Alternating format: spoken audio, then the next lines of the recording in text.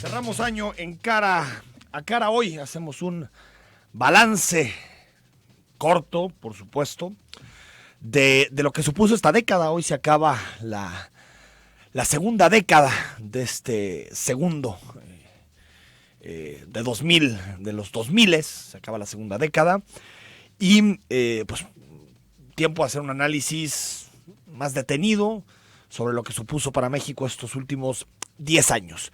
Nos visita Andrés Barrios, que él es integrante de nuestro presupuesto. Ayer, por fin, el gobierno del estado hizo público el presupuesto de egresos, el aprobado, porque se podía consultar el que llegó al Congreso del estado. Ahora es posible consultar el aprobado y analizaremos un poco en qué va a gastar el gobierno de Jalisco los más de 120 mil millones de pesos que tiene como gasto para el próximo año. Nos acompaña también en unos momentos más en el análisis el periodista Omar García. Hasta las 10 estamos en Cara a Cara. En esta mesa dialogan todas las ideas, se genera la noticia y se dicen las cosas. Cara a Cara. La información clara y precisa, en voz de sus protagonistas. Cara a Cara, con Enrique Tusain.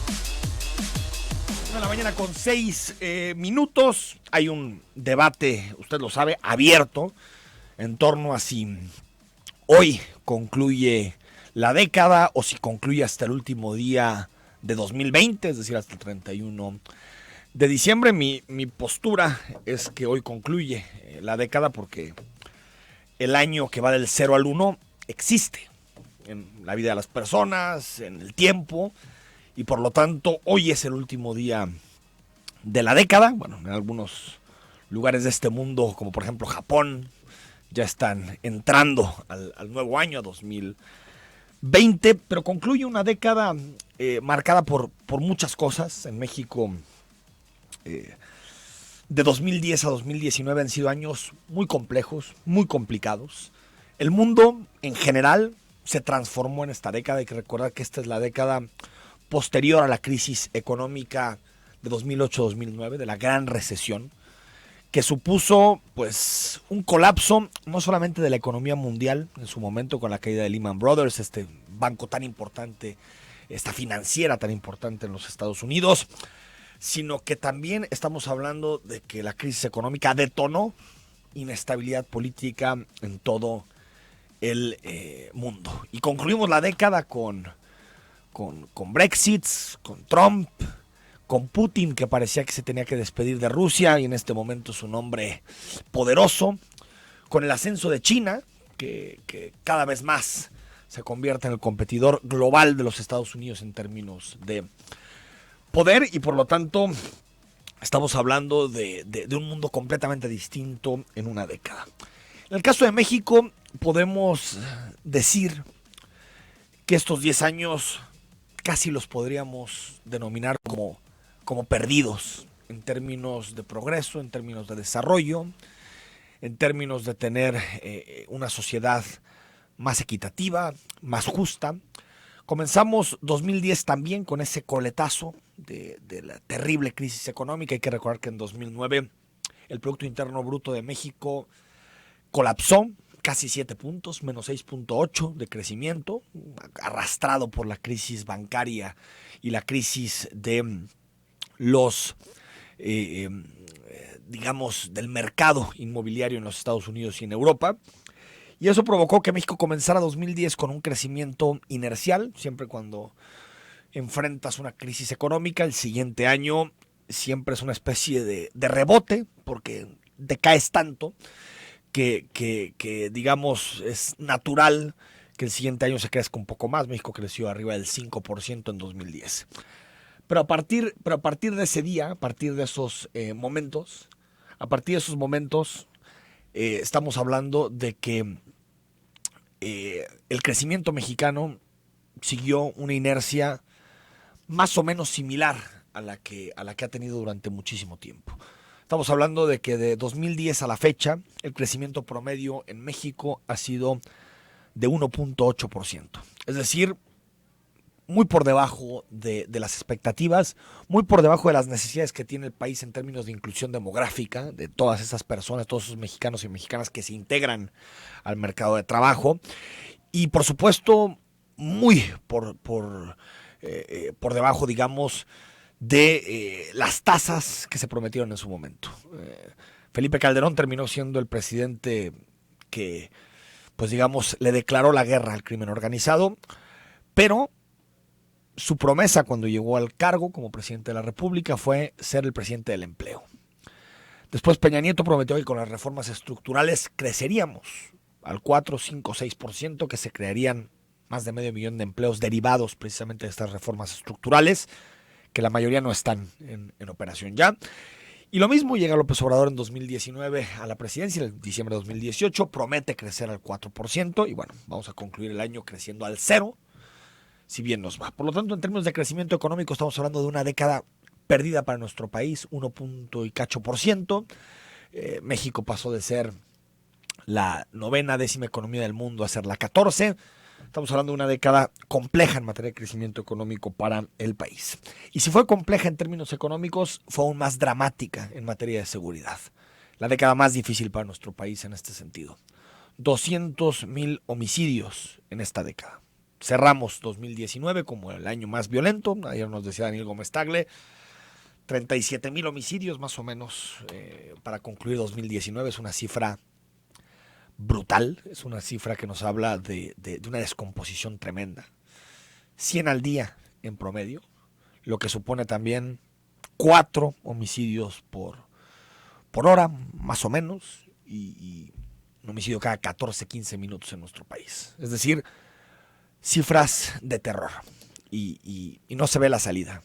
Estrategias van, presidentes van, vienen y parece que nadie entiende que hay que ser mucho más arriesgado en este tema, que la inseguridad, que la violencia, que los miles de homicidios no se van a acabar simplemente con más militares en las calles, sino que se necesita ser más arriesgado, reconstruir el tejido social, legalizar drogas, avanzar de tal manera que realmente se estén dando golpes contundentes contra el crimen organizado. Si no, estamos hablando de las mismas gatas pero revolcadas. Básicamente las mismas estrategias, las mismas apuestas, y por lo tanto terminamos una década en donde 200,000 mexicanos fueron, más de 200,000 mexicanos fueron asesinados, problemas dramáticos de violencia de género, de feminicidios, con un país con muchísimas desapariciones, ya reconocidas por el Estado mexicano, 40,000 desapariciones.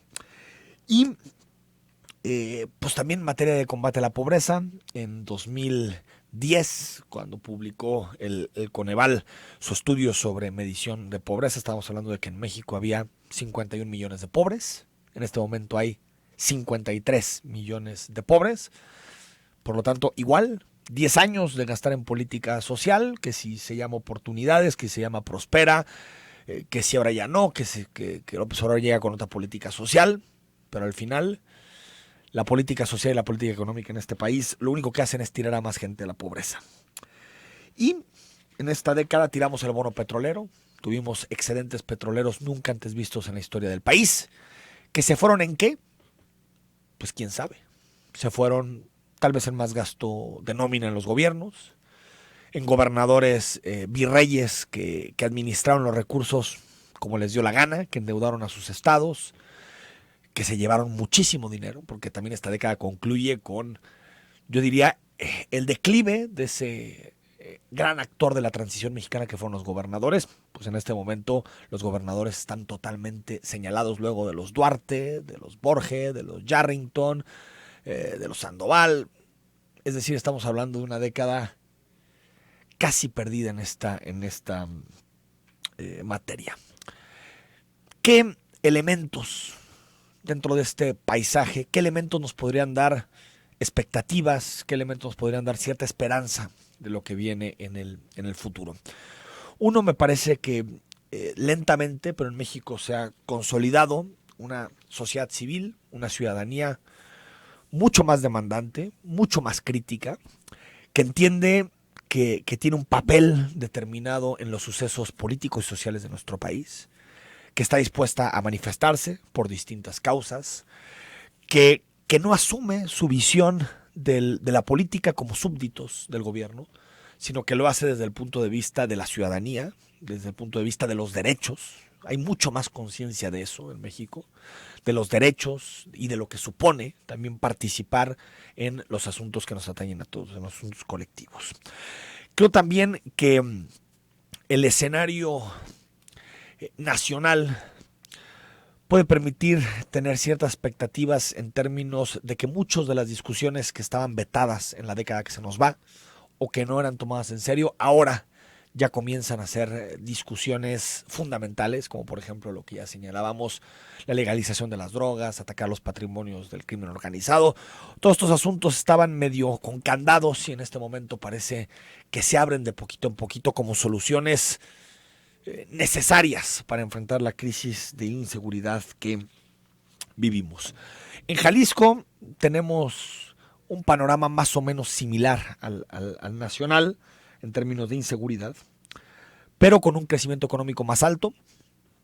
Jalisco termina esta década creciendo al 4%, eso es una ventana de oportunidad para nuestro estado, y termina creciendo al 4% y con una reducción muy importante de la pobreza. Veremos si es sustentable, si realmente estamos hablando de tendencias que se mantienen en el tiempo. Pero lo que sí podemos decir es que en Jalisco más o menos el 40% de las personas que vivían en pobreza en 2010 salieron de esa condición. Después de un par de años muy negativos en la crisis con el gobierno de Emilio González Márquez, hemos logrado una década en donde la pobreza no se ha exacerbado en nuestra entidad. Y otro elemento que creo que causa esperanza, expectativa para la siguiente década, es la conciencia que existe no solamente en los gobiernos, sino también en la ciudadanía de lo importante que es combatir la corrupción. Hace una década, desde mi punto de vista, la corrupción no es que se tolerara, pero se veía como algo normal de la podredumbre del sistema político y económico. Decíamos, bueno, pues la corrupción está ahí y siempre va a estar ahí. Todas las sociedades son corruptas y distintas variables y análisis que hacíamos de lo que suponía la corrupción. En este momento, creo que una parte que explica las victorias de Enrique Alfaro y de Andrés Manuel López Obrador fue precisamente eso, el hartazgo que tiene la ciudadanía con la clase política corrupta. Ahora les toca a los gobiernos construir soluciones de largo plazo en materia de combate a la corrupción y demostrar en los casos más importantes que no son iguales que sus antecesores, cosa que es un reto mayúsculo. Por lo tanto, creo que entramos a una fase en donde el combate a la corrupción está presente en el centro de la discusión pública y también en la forma en que la ciudadanía entiende su relación con los gobiernos. Pues ahí está, de forma muy genérica, lo que supuso esta década para nuestro país. Esperemos que la próxima, que comienza mañana, pues sea mucho mejor para todos, que nos herede un país más justo, más equitativo, más consciente, más participativo. Creo que eso es lo que todos queremos para México. Vamos al corte, 9 de la mañana con 18 minutos. Ya está ahí con nosotros Omar García, periodista, para analizar también lo que nos deja 2019. Y hablamos del presupuesto de Jalisco, que por fin ayer se hizo público. Ya tenemos la versión de lo que Jalisco va a gastar, de los 120 y tantos mil millones que Jalisco gastará en 2020. Recuerda el WhatsApp 3318 80 76 41.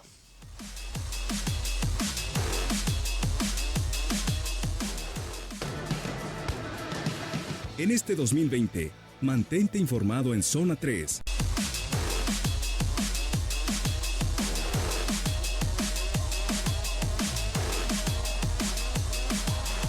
Bueno, mañana con 21 minutos. Gracias por estar en comunicación con nosotros. Último día de esta década. Para ti, Omar, termina la década, empieza. Ese es un debate que todavía no estamos con la certeza de lo que se va a ocurrir, pues, ¿no? La RAE dice una cosa, la RAE dice que comienza hasta el 2021. 31 de diciembre es el último día de la década para Exacto, la RAE, del 20. Del 20. Entonces, para ellos, el 2020 es el último año de la década. Pero a ver, cuando tú cumples 20 años, Uh-huh. dices, entra una nueva década. Exactamente. O sí. cuando tienes 0, estás vivo. Exactamente.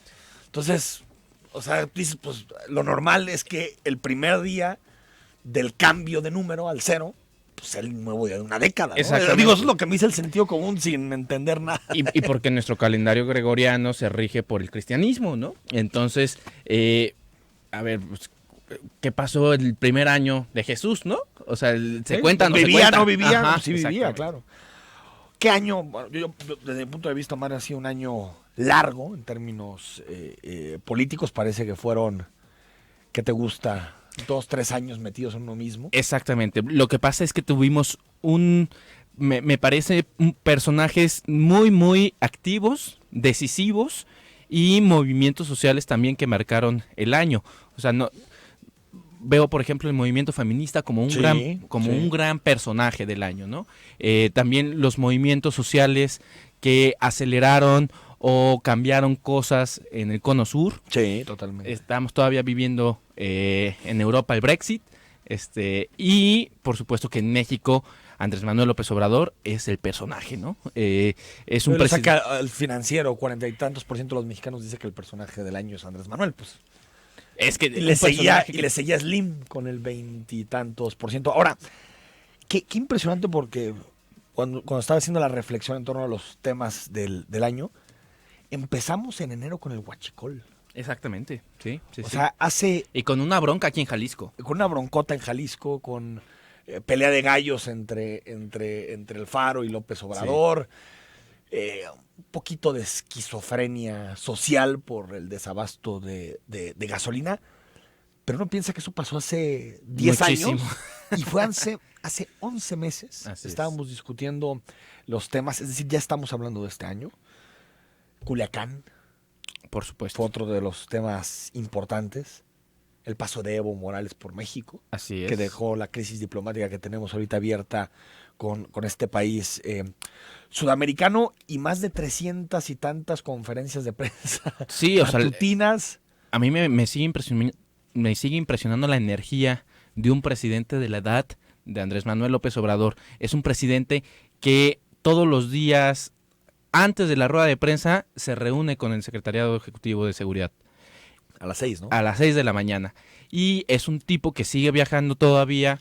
Vamos a ver qué es lo que pasa el siguiente año, pero todavía sigue viajando en vuelos comerciales. Es un tipo que sigue viajando muchísimo por el interior de la República, y es un tipo que, si bien no toma decisiones, digamos, a las carreras, sí es un tipo que todos los días está metido en el tema. Sí, que tiene prisa aparte, ¿no?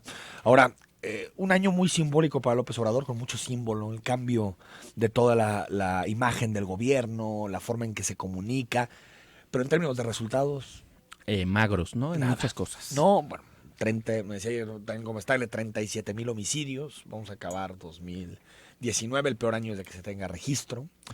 La economía, ya lo hablabas ahorita. La economía 0%, si nos va bien, en una de esas hasta decrecemos, 0% si nos va bien. Es decir, un año muy simbólico en donde creo que López Obrador se apropió de muchos símbolos que son importantes: austeridad, combate a la corrupción. Y que llama la atención su discurso, pues, ¿no? López Obrador traía un discurso de una economía mucho más progresista. Y justa, ¿no? Dentro de que de alguna forma... Pero no, siguió la permite escuela del distribuir mejor. ITAM, o sea, se concentró en la inflación, Sí. El tipo de se fue cambio. al salario y al tipo de cambio, y tan. En Jalisco, a toda máquina. A toda máquina, Yo para creo mí que fue el gran tema, suceso ¿no? del año en términos políticos. Un tema que salió en prensa, que en su momento el gobernador decidió hacer caso omiso, incluso en su momento ningunear al periódico que había publicado la información, Así es. a NTR, pero que después la bola lo fue llevando hasta el momento en que tuvo que decirle a la Contralora: investiga el caso, y en este momento a toda máquina está por ser juzgado en el Tribunal de Justicia Administrativa, que en este momento tiene lo que le mandó la Contraloría. Así es, yo creo que a toda máquina ha sido el tema que ha marcado a Enrique Alfaro, y con el cual se ha distinguido un sello del tipo de política que estaba llevando, ¿no? Que era una política muy cercana al empresariado, un tipo de política donde las decisiones sobre las compras gubernamentales podrían ser objeto de ser señaladas, ¿no? Ya sea por la auditoría o por la Contraloría. Y que fíjate, yo creo que en el imaginario popular, más que el a toda máquina, creo que la imagen es la del partido de los Lakers. Sí, claro. Donde está con el empresario que sí, después sí. Pero además, es el que presta el dinero para toda máquina, los 3.600 millones. Fue la fotografía de portada de varios periódicos. Fue la fotografía, fue un tema nacional que incluso mucha gente no lo liga. Más bien, el debate en torno a eso, si recuerdas, Omar, tenía que ver con las diferencias también en términos de austeridad entre un presidente que tiene un discurso y un gobernador que asiste a las primeras filas de un partido de básquetbol de los Lakers, que yo creo que lo puede hacer, ¿no? Pero es decisión personal. Pero que de alguna forma creo que esa fotografía, que después, por cierto, aquí en entrevista me dijo, me arrepiento de haber hecho eso. Uh-huh. Tal vez debía haber tenido más sensibilidad en este tipo de temas, pero sí creo que fue una de esas crisis que nunca pudo cerrar del todo. Claro. ¿No? A diferencia tal vez de otras. Esa es una de las crisis en cuanto a la manera de llevar el dinero público. Pero me parece mucho más importante la crisis que ha generado o que se ha generado por los feminicidios y la violación de los derechos humanos. O sea, la inseguridad. La inseguridad. Sí, sí, ese es definitivamente. Bueno, secretarios de salud a proceso y de desarrollo social. Sí, tenemos una cantidad de casos. Está David Trujillo, está Salvador Rizo, está el propio Miguel Castro. Están también Antonio Cruces, Jaime Agustín González Álvarez, y veremos cuántos terminan que formaron parte del gabinete de Aristóteles Sandoval, el constituyente, que creo que no emociona a nadie, ¿no? Sí, parece que la refundación... Creo que ni a Pisano le emociona demasiado el constituyente. Ayer estuvo aquí con nosotros. Dengue. Por supuesto. Dengue fue un año... terminamos el año, bueno, el próximo jueves se dará a conocer el listado final de cuántos casos de dengue hubo en el año, pero terminamos con cifras históricas, más de casi 12,000 casos de casos positivos, 49 muertes, que es el máximo registro que se tenga en la historia del estado de Jalisco, y la verdad es que pues el secretario, pues por más explicaciones que daba, no pudo sostener. Se fue en medio de la crisis, o sea, no estaba. Y dicen, bueno, es que solo operan los de abajo en la Secretaría. Pues sí, pero el liderazgo. Tienes que estar, claro. Y además. Quien estaba informando del tema del dengue, quien tuvo que hablar del cambio climático fue el gobernador, porque su secretario estaba, pues según él, para arreglar cosas personales fuera del país, pero... Eso es una tónica que se ha... Pero también, por ejemplo, Omar, el asunto de si estaba caduco o no, también muy mal manejado por parte del secretario de Salud. En general fue una crisis, porque puede existir, puedes tener un momento complicado en materia de salud, pero la gestión... Mira, en particular yo creo que Enrique Alfaro y Andrés Manuel López Obrador se parecen mucho en eso, en que son personajes tan públicos y con liderazgos tan fuertes que todos sus gabinetes se quedan opacados o ellos no permiten que ninguno sobresalga, ¿no? Ni siquiera para defenderlos. Datos de inseguridad ya decíamos, villas, tema también. Las villas panamericanas. Y seguirá siendo, sí. Seguirá siendo, no está cerrado. Ahí se abrió un frente entre el gobernador Enrique Alfaro y el presidente municipal de Zapopan, Pablo Lemus, que no estaban de acuerdo en la decisión. El gobernador apuesta por un proyecto donde parecía que ya estaba todo planchado, pero el presidente municipal no está de acuerdo y dijo, para un proyecto de ese tipo, que tiene que ver con desarrollo habitacional, no vamos a dar la habitabilidad. Y creo que 2020 va a servir muchísimo para empezar a ya cerrar filas, ¿no? Muchos van a empezar a decir, yo sí quiero algo, y es momento de que... Y te lo digo porque las villas panamericanas sirvieron para decir, ¿qué va a hacer Pablo Lemus con Movimiento Ciudadano? ¿Se va a quedar? ¿Se va a ir? Está abierta, ¿no? Está vendiendo caro su amor. ¿Qué está haciendo, no?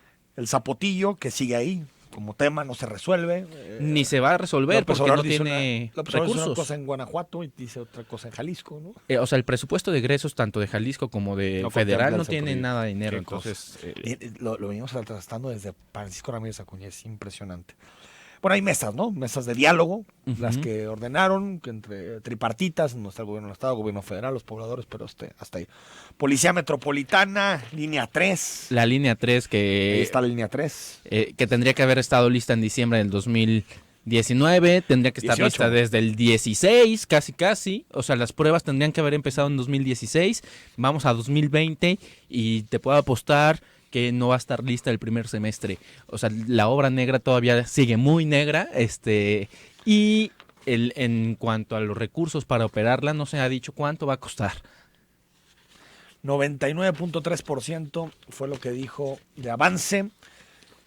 El gobernador Aristóteles Sandoval, 2 días antes de dejar su cargo de como gobernador, 99.3% de avance, pues en este año ni 0.7. Bueno, o tal vez no están en el 99, las estaciones no están listas.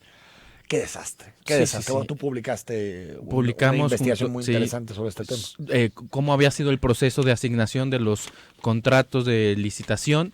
Y bueno, la investigación se encuentra en línea. Si quieren verla, se encuentra como Los favoritos de Peña. Y básicamente es la historia de cómo se fue asignada esta gran obra, la gran obra del sexenio para Aristóteles Sandoval y la tercera gran obra más cara de Enrique Peña Nieto durante su sexenio. Otra que está tirada, el del tren de Toluca. Sí. Y a esa le faltan 50,000 millones. Y el metro. 50,000 millones. Y el metro de Monterrey. Vamos al corte y hablamos de presupuesto.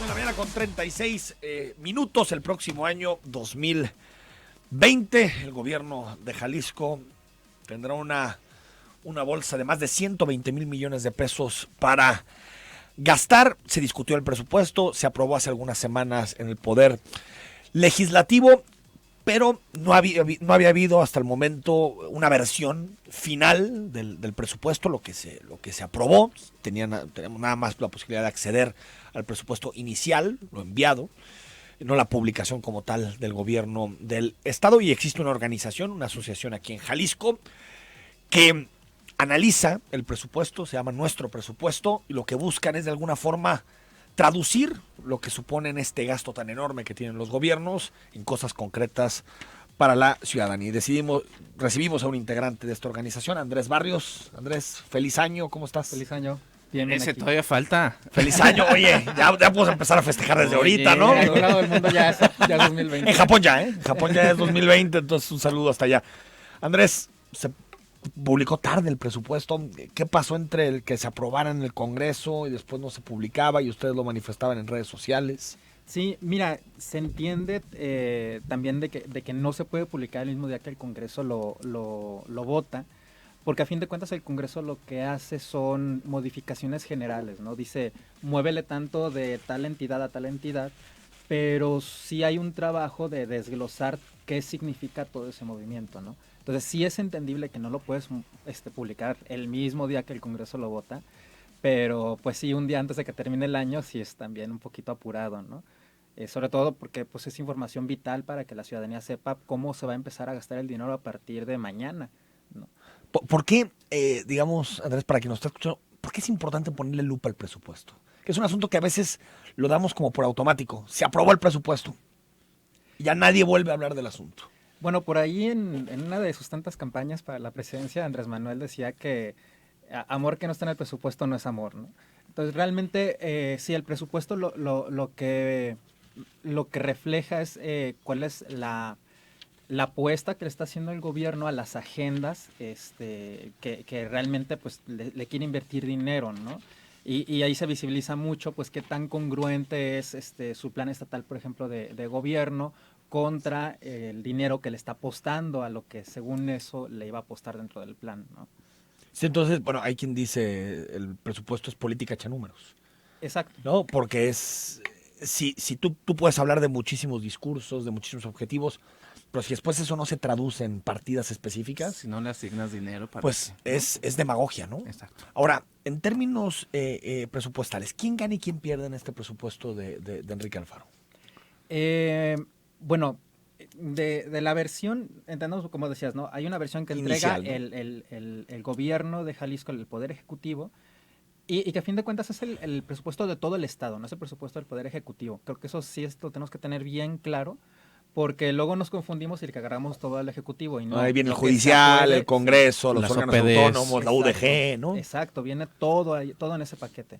Entonces, de lo que se entregó el 1 de noviembre al Congreso a lo que se votó a mediados de diciembre, pues el Congreso es el responsable de hacer modificaciones, ¿no? Entonces ahí todas estas modificaciones, en teoría, tienen el costo de que el Congreso las hizo. O sea, ahí sí, nada de que, es que el gobernador no. El Congreso es el que hizo estas modificaciones. ¿Y qué modificaciones hizo? pues bueno, le está apostando mucho más a infraestructura y a obra pública, le está dando más a la UDG, a los hospitales civiles, el Instituto de Jalisciense de Cancerología, por ahí están reviviendo un Instituto Jalisciense de Vivienda. El Calvi, ¿no? Famoso. Sí. Entonces, sí son entes que están ganando presupuesto. Por ahí uno de los grandes ganadores es la Agencia Estatal de Entretenimiento, que son quienes organizan las fiestas de octubre, a fin de cuentas. Que ese es un punto bien, a mí que se me hizo bien delicado, ¿no? Porque le están apostando a entretenernos con 34.5 millones y a la Comisión de Búsqueda de Personas Desaparecidas le están dando 29 millones. Entonces, ¿qué quiere decir? O sea, la Agencia Estatal de Entretenimiento tiene más presupuesto que la Comisión de Búsqueda. Entonces, la apuesta del gobierno es entretenernos en lugar de encontrarnos, ¿no? Sí, ahí 34 contra 29, ¿no? Exacto. Y en el caso del sistema anticorrupción, ¿cómo queda parado el sistema anticorrupción? Bueno, en el caso del sistema, acordémonos que son varios entes. Sí. El ente de la Secretaría Ejecutiva es el que pues ejecuta toda esta coordinación del sistema. El presupuesto de la Secretaría Ejecutiva se queda exactamente igual, no sube ni un peso. Lo que sí es que dentro de ese total que no se movió, hacen un reetiquetado. Es decir, antes nada más le habían asignado 6.5 millones al sueldo del Comité de Participación Social, el CPS, y le etiquetaron ahora Pásate, 6.5 millones de pesos, ¿estamos hablando todo el dinero para el CPS o estamos hablando solamente de los sueldos? De los sueldos. Le habían etiquetado antes 112,000 pesos. Que suponemos, Omar, que era un error. Exactamente. Porque 112,000 pesos en términos presupuestales para el Comité de Participación Social al año. Ajá, sí, eran menos nada. de 2,000 pesos al mes, ¿no? Una bicoca, sí. Está raro, ¿no? Sí, o sea, iban a ganar menos del salario mínimo. Y eso se cambia a A 6.5 millones. Ya les están dando un ingreso bruto a cada uno de 107,000 pesos mensuales. La Fiscalía Anticorrupción. La Fiscalía, déjame te lo checo. Porque... La Fiscalía Anticorrupción, que también es otra de las quejas, Omar, del fiscal, ¿no? El fiscal siempre, desde que aprobaron la Fiscalía, ha dicho que le faltan MPs y que le faltan policías y investigadores. Y es cierto, pues, ¿no? Al final de cuentas, los que tienen que investigar son ellos y... lamentablemente lo que tienen es un montón de carpetas de investigación que no pueden resolver porque no tienen personal. Y su presupuesto sigue dependiendo de la Fiscalía General del Estado. Exactamente. O sea, el fiscal, si quiere, le abre la llave y si no quiere, pues no se la abre. Bueno, ya este año lo pusieron como una unidad responsable. Pero aún así sigue separada. dependiendo del fiscal. Sí, en el pero organigrama. Ya no lo pueden quitar. Pues ya tiene cierta autonomía en cuanto a lo que le asignaron, ya no se lo pueden Ya es quitar. suyo. Ya es suyo, ¿no? Ahora en el Congreso no hubo cambio, se queda con sus 40.9 millones, lo que sí es una reducción contra el 2019, ¿no? Es una reducción del 20%, 21% del presupuesto que tenían en el 2019. O sea, 20% menos presupuesto para la Fiscalía Anticorrupción. Exacto. Para 2020. Para 2020. ¿Y cómo explicamos eso? ¿No? Digo, si aparte tiene más chamba, Exacto. más, ¿no? O sea, estamos hablando de una reducción importante, no sé si tenga que ver con sueldo, no sé si tenga que ver con alguna inversión que se hizo, pero pues si hay un discurso de que le estás apostando a fortalecer ese tipo de instituciones y viene una reducción de este tipo. Andrés, áreas, por ejemplo, como educación, como seguridad, como salud, ¿esas tuvieron incrementos inflacionarios o nada más, o quedaron igual que el año pasado? Bueno, mira, en salud es donde hay son los grandes perdedores de la versión del Congreso, ¿no? Secretaría de Salud pierde del proyecto contra lo que se autorizó, pierde el 20%, la OPD de Servicios de Salud pierde 5 millones, son dos los de los grandes perdedores, los dos son de salud, ¿no? Es que hay que recordarle a la audiencia que el presupuesto es como una gran cobija, pues, ¿no? Sí. Y entonces, si tú vas a poner ganones que son hospitales civiles, ¿qué más? La UDG, La UDG. obra pública. Entonces, vas a tener que jalar el presupuesto y vas a descobijar a otras áreas, pues, ¿no? Y ahí hay una incertidumbre que tiene que ver con salud, porque hay que recordar que la reforma a nivel federal Hay la Seguro intención, Popular. existe la intención de ir federalizando o centralizando buena parte del gasto en materia de salud. Entonces no se sabe hasta qué punto los estados van a tener o no la atribución de gastar en temas de salud o se va a federalizar por completo. Claro, puede corresponder a eso, ¿no? Sin embargo, pues no hay una información contundente que nos pueda decir, pues hacia eso va. Y esa es la nota que trae, por ejemplo, hoy el Informador, El ¿no? Informador. Que dice, cerraron antes de tiempo, bajaron la cortina 2 horas antes en el Seguro Popular y muchas personas ya se quedaron con los tratamientos a medias y van a tener que esperar el cambio administrativo para ver qué es lo que va a pasar con el gobierno federal. Es increíble ese tema. Otro elemento que colocan sobre la mesa es el menos pago de deuda. Exacto, sí. Tengo bueno, del servicio de deuda, Del digamos, servicio. ¿no? De los intereses y algo de capital que se paga por la deuda. Andrés, ¿esto es parte, o podemos decir que es parte de la renegociación que se hizo? Porque tengo entendido que se hizo una renegociación para que el servicio de deuda anual no fuera tan apremiante y que tuviera un poquito más de holgura en el gasto, pero no sé si esa sea la razón de que el gobierno pague menos deuda. Habría que ver, porque también recordemos que el año pasado contrató más deuda. Sí, ¿no? sí, Entonces, sí. o sea, por un lado tenemos más deuda en Jalisco, pero estamos pagando menos esa deuda. Entonces, quién sabe si nos estamos yendo como a pagar el mínimo de la tarjeta Exactamente. o si realmente estamos pagando la deuda.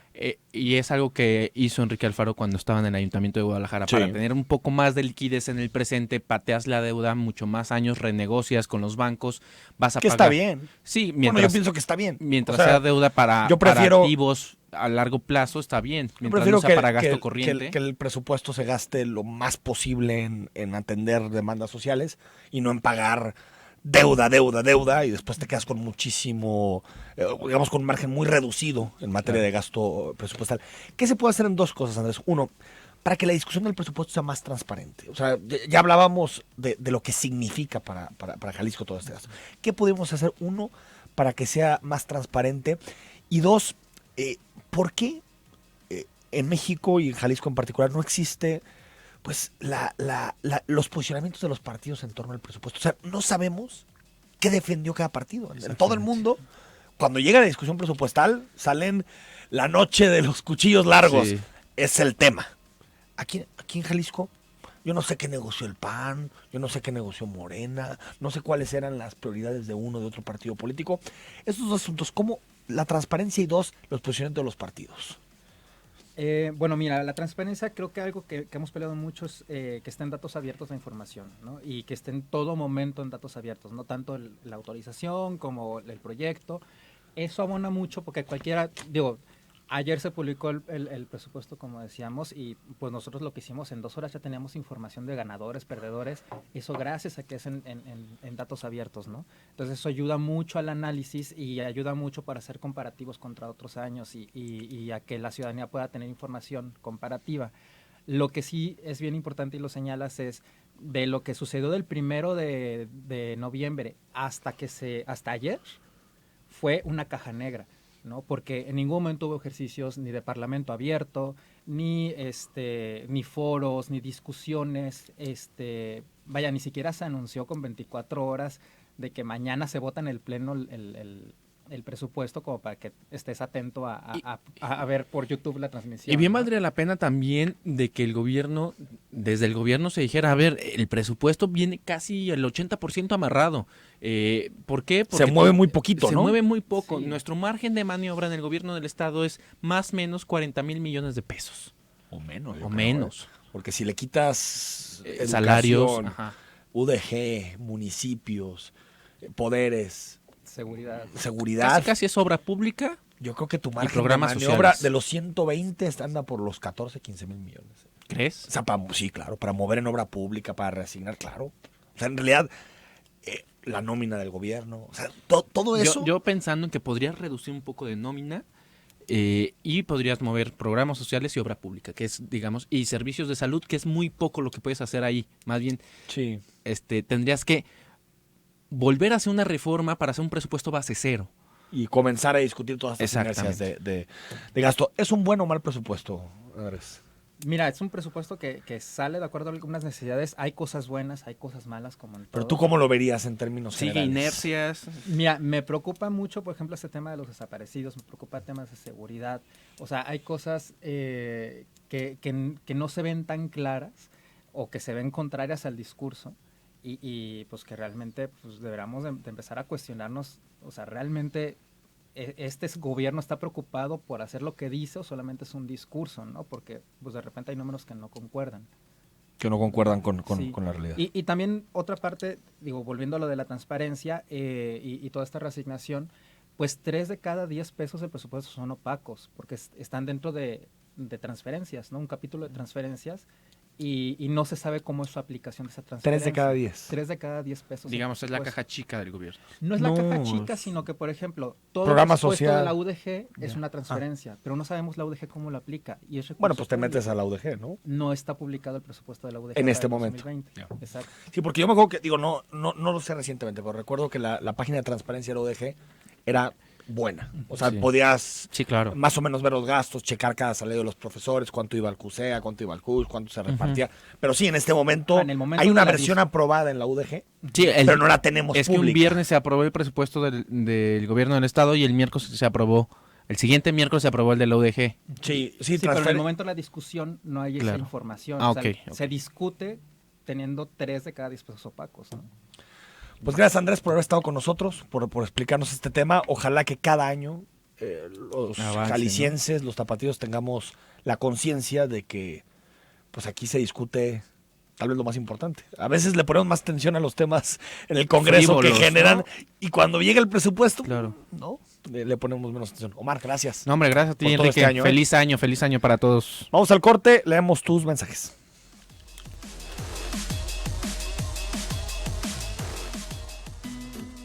Este 2020, esfuérzate y alcanza todas tus metas. De la mañana con 53 minutos, ya estamos en 31 de diciembre. Gracias por los buenos deseos que nos expresan a través de redes sociales, a través del WhatsApp. Simón Martínez que nos comparte también un video, ahorita lo checamos. Javier Caso, buen día, gracias Javier, un abrazo por el video que nos comparte. Ramón, hola Enrique, ante una numeralia tan precisa y exacta no queda mucho espacio a tintes partidistas. Solo nos quedan dos cosas, ponernos las pilas como sociedad y pedir a Dios que nos depare una mejor década que la que hoy terminamos. Pues sí, a ver, los números están ahí, yo creo que cada persona de forma individual o en términos familiares puede sacar una evaluación, una valoración de lo que esta década supuso para cada uno de nosotros y de nosotras, pero sí podemos decir que en México dejamos ir una oportunidad de oro y estamos y vamos a enfrentar la próxima década la primera curva demográfica que va a tener este país. Vamos a dejar de ser un país de jóvenes para ser un país, yo diría, más de adultos. Y eso supone también mucho en términos de fuerza laboral, supone también mucho en términos del sistema de jubilaciones, es decir, transforma muchas cosas. Y este 2010-2019 era, digamos, bastante propicio por distintos elementos, desde uno que citábamos que tiene que ver con el petróleo, con el ingreso de cantidad impresionante de dólares por la venta de petróleo, pero también porque alcanzábamos ese pico en términos demográficos de muchas personas trabajando, lo que podía suponer, lo que daba una oportunidad para altos crecimientos económicos. Y bueno, pues la curva demográfica, el bono demográfico que tuvimos, se nos fue en empleos malos, precarios, con malos salarios para la juventud, con un desempleo juvenil que es casi el doble del desempleo general de la población, sin reformas que nos permitieran hacer más por asegurar un futuro mejor en términos de la pensión, del sistema de salud. Es decir, había muchos elementos para esta década. Se nos fue también la guerra contra el narcotráfico, en donde la mayoría de los asesinados son jóvenes. Y creo que es una lástima porque sí es una década perdida, pero dentro de este panorama que hacíamos referencia, también hay algunos elementos que rescatar y señalar. Gracias por los comentarios. El módulo de Zapotlanejo, mentiras que abrirán hoy para el refrendo de licencia, para que informen a la gente que son mentiras. Gracias por tu comentario. Buen día, Enrique. Feliz inicio de año, según el calendario gregoriano, y de década, según la ISO 8601. El chiste es festejar con la familia y con las familias. Gracias, Ana Dávila. Hola, un tema importante a aclarar. El presupuesto asignado al Sistema Estatal Anticorrupción es que, si bien se reetiquetó el dinero para el pago del salario del CPS, este se tomó de lo asignado a la Secretaría Ejecutiva, por lo que representa una gran pérdida de operatividad. Gracias por tu mensaje, gracias también a Talina por tus comentarios. Vamos a analizar más este tema del sistema anticorrupción, cómo terminó, cuáles son las partidas. Es una apuesta que se viene construyendo con mucha fuerza, yo diría desde 2015, 2016, y que empieza, desde mi punto de vista, a dar resultados el sistema anticorrupción. Vemos casos más sólidos que lleva el fiscal anticorrupción a los tribunales. Vemos sólido el sistema de transparencia, un comité de participación que está ahí promoviendo temas. Yo creo que el sistema anticorrupción tiene un perfil positivo para el futuro, pero necesita recursos, necesita dientes, necesita autonomía, y creo que de poquito en poquito, si la ciudadanía ve en el sistema anticorrupción una salida institucional a los problemas de corrupción, las exigencias por más presupuesto estarán ahí sobre la mesa. 2020, ¿cómo viene 2020? Creo que en materia de inseguridad no podemos hablar de mejores noticias,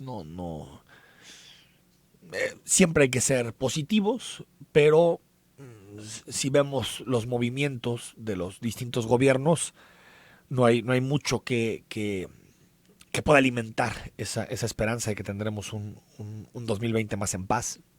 Creo que nos toca a todos, desde lo más pequeño, construir una sociedad más pacífica, menos violenta, más amable.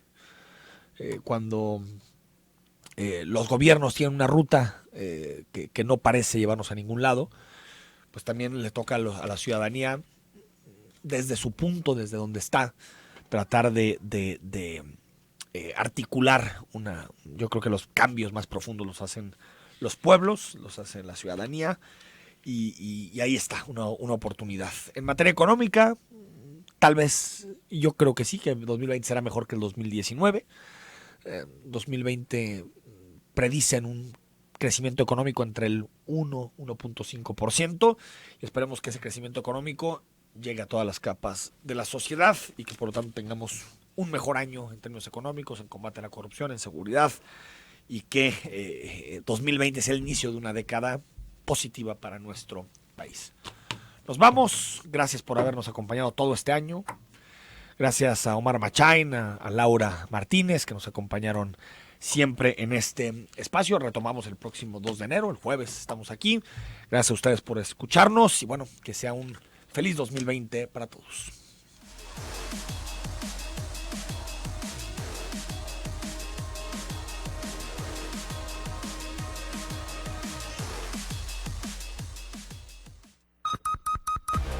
La información al momento,